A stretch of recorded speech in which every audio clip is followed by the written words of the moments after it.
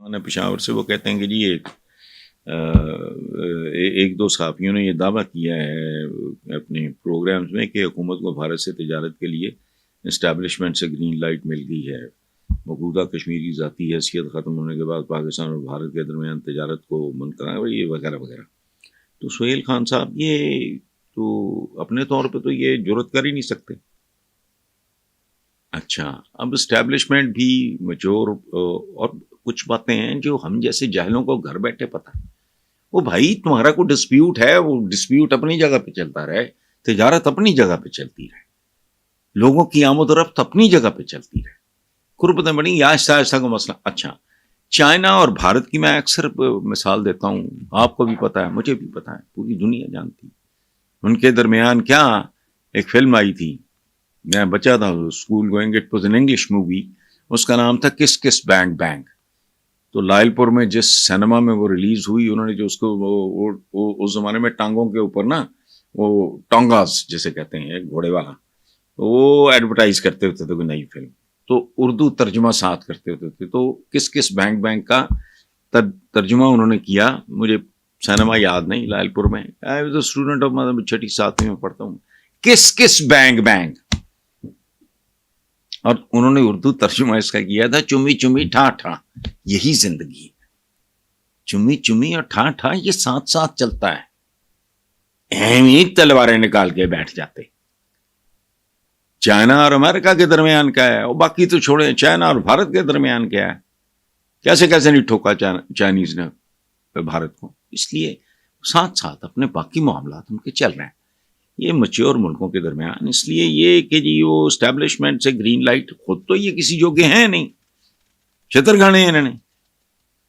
یعنی حالت ان لوگوں کی یہ ہے۔ پچھلے سوال کا بھی جواب ایک یہ بنتا ہے کہ انہوں نے وزیر خزانہ کو نا اس کے اقتدار پہ انہوں نے ٹک مارنے کی، اقتدار کی بطور وزیر خزانہ جیب کو کاٹنے کی کوشش کی، شڑپ کال ملی وہ ٹھیک ہوگی، لیکن یہ باز نہیں آئیں گے، کچھ نہ کچھ کرتے رہیں گے۔ ایک مینٹالٹی ہوتی ہے،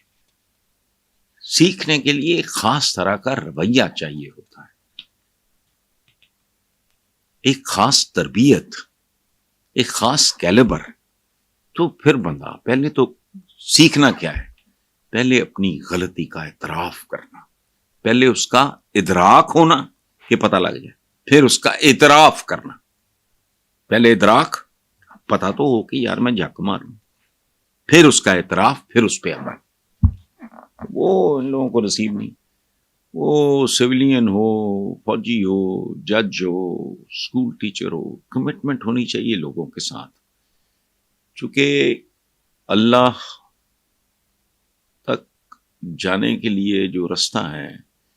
وہ عوام کے دلوں سے گزرتا ہے۔ اگر آپ ان کے ساتھ، آپ جو بھی ہیں، جس کا ڈاکٹر ہیں، آپ انجینئر ہیں، تو میرا نہیں کسی سے کوئی، نہ میرا کوئی مفاد ہے، نہ میرا کوئی اناد ہے، نہ مجھے وہ برا لگتا ہے، نہ میں تو بال ٹو بال کامنٹ، اور نہ میں دانشور ہوں، سیدھی میں آپ کو بات بولوں، پاکستان جیسے ملکوں میں دانشور ہو ہی نہیں سکتے، میں تو بال ٹو بال کامنٹری کرنے والا ایک کامنٹریٹر ہوں، جو چھکا مارے کا کہوں، بڑا اچھا بھائی اسٹروک کھیلا ہے اس نے، جو زیرو پہ آؤٹ ہو جائے گا، یہ وٹ ایور۔ یہ جو بات آپ نے کی ہے، مجھے نون لیگ، ان لوگوں نے ادارے برباد کیے، کلچر برباد کیا، سوچ برباد کی، پولیٹیکل ورکر کا ادارہ ہی ختم کر دیا، ان کو بھی حرام پہ لگا دیا۔ ورنہ تحریک پاکستان سے لے کے پیپلز پارٹی تک تاریخ اٹھا کے دیکھیں، وہ بھلے ولی خان کے ہوئے پولیٹیکل ورکر تھا، ایک بڑا جینون، وہ فرشتہ سیرت لوگ ہوتے تھے، غلط یا صحیح کی بات نہیں میں کر رہا، لیکن جس کا دل کسی پہ آ جاتا تھا اور وہ کہتا تھا اس کا نظریہ، وہ پوری زندگی۔ شیخ مجیب الرحمان بنگلہ دیش کا بانی، جسے ہم غدار کہتے رہے، اب کو لوگوں کو ہوش آنی شروع ہوئی ہے، وہ قائد اعظم کو دیکھے بغیر ان کا عاشق تھا،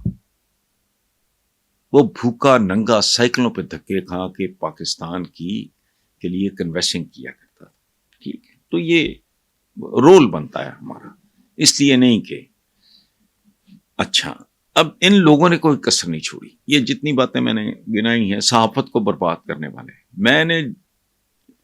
جتنا وقت صحافت میں گزارا میں نے نون لیگ کے آنے کے بعد لفافہ جرنلسٹ کی اصطلاح سنی، اور انہوں نے ان کو بھی کرپٹ، اس کی وجہ ہے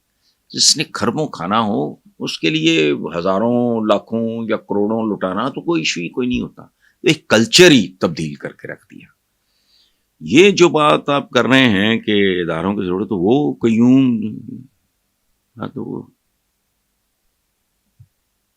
جسٹس قیوم اور وہ جو تارڑ صاحب تھے ماشاء اللہ،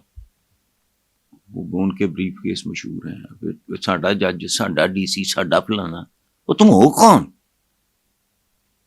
یہ گورنمنٹ سرونٹس ہیں، یہ بیسیکلی پبلک سرونٹس ہیں، ان کا تعلق حکومت پاکستان، عوام، یہ میرا ڈی سی انہوں ایتھے لا دے، انہوں اتھے لا دے، میرے ماما چاچا فلانا، یا